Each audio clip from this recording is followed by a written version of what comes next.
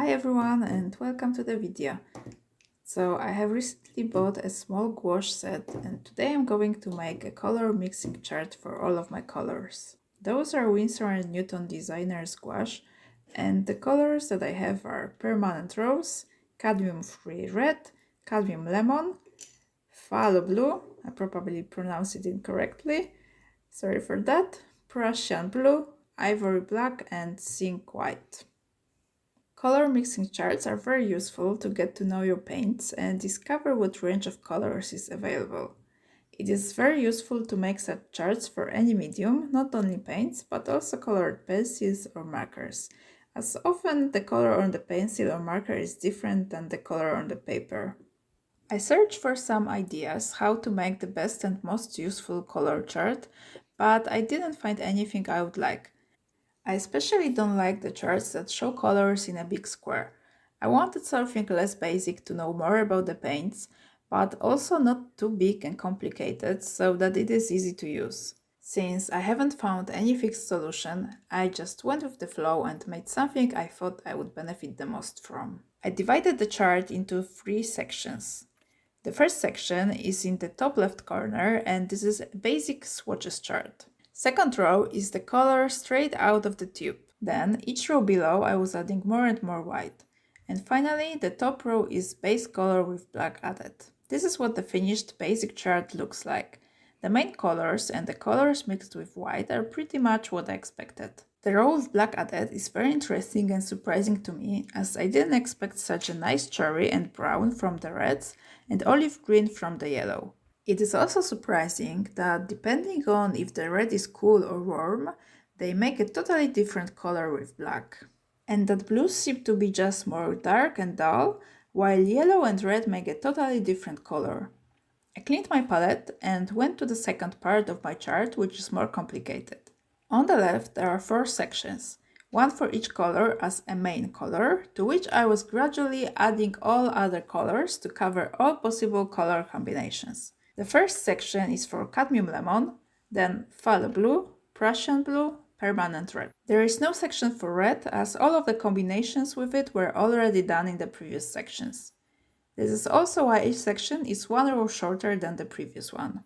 There are 6 columns in each section, and the first one is for the color straight out of the tube. For next columns I was adding more and more of the main color. I tried to make the middle of the table 50% of each color, and then second to last column mostly the main color with a touch of the other color. The last column is both colors plus white. Unfortunately, it wasn't that easy to mix the paint in the exact proportions, so this chart is not 100% accurate. It still gives a pretty good visual representation of what each color combination is capable of, in my opinion. I thought making this chart would be pleasant and relaxing, but I was constantly running out of any free space on my palette and I kept cleaning it. In the beginning, I also added quite a lot of paint, but I soon realized that it is impossible to keep a lot of paint and not contaminate it with other colors, and I wanted to keep the colors as clear as possible. So I started using only a minimal amount and then cleaned the palette once I needed more space to mix different colors. This is what the 2 colors chart looks like. I am still very surprised how differently those 2 reds behave. Mixed with blue, one creates a violet, and the other one creates brown or gray if white was added. I would never have guessed that without this chart. I also thought that mixing 2 reds or 2 blues together was pointless, but blues created a very nice blue, and reds created a very nice raspberry color. The final part of my chart is even more complicated as it shows mixes of 3 colors, as well as variations with white and black added. So, to make that, I was mixing the same 2 colors as on the chart on the left in about 50% proportion, and then I was adding one by one all other colors to this mix. Then, to those mixes, I was adding a little bit of white and black. After a few tries, I started to have a pretty good workflow. I was squeezing bigger blobs of the 2 colors I was testing, then I was adding smaller blobs of the third colors around them, and finally white and black blobs next to the third colors.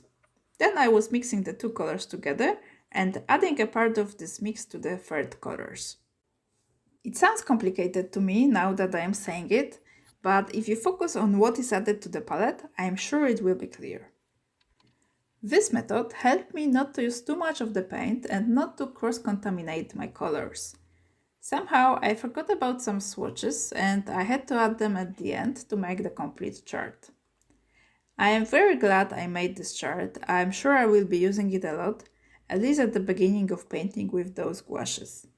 To make my chart, I used A3 hot-pressed watercolor paper. I covered almost whole page, but I still have room on the other page if I ever decide to add more colors to it. All of this took much longer than I expected, and I ran out of the daylight. I hope it doesn't change the colors in the video too much.